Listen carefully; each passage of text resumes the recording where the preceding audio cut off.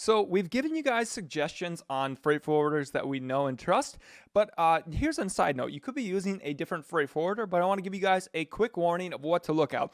Basically, when you go out there, you're going to quote prices, maybe here, maybe here, maybe here. You'll find there's like an average range. So if you find somebody that's way above, you're probably getting scammed. If you find somebody that's way below, you're probably getting scammed, okay? There's a reason why. Everybody should be relatively competitive.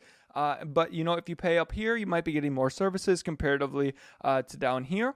But something that's way down here or way up here, there's something wrong, okay? So just be aware of that. Now, essentially, what's important about a freight forwarder is you've put all the time and money into finding the right product, doing all the work, finding a good supplier. The last thing that you want is there to be an issue. So you could get caught up in customs, and you could have paperwork done incorrectly, and your goods could even get seized if things aren't done properly. And you don't want to be handling all yourself and worrying like, hey, did you do this? Did you do that? You want to have a good communication with your freight forwarder. You want to make sure that they've done experience with Amazon before and that they follow the rules and do everything properly.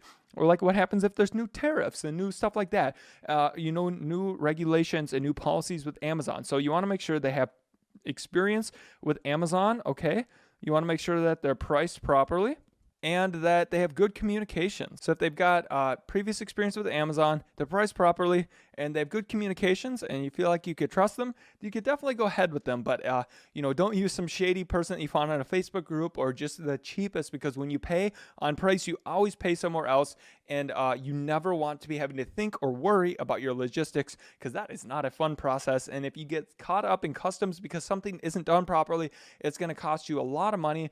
You're gonna go out of stock. You take you time. You might lose goods. So just be, you could use the ones that we trust, or go find your own. But just make sure to do your vetting process. And so not a fun part, but when you get a good freight forwarder, they handle a lot. They handle basically all of it for you. So if you guys have any questions, leave them down below. But on to the next video.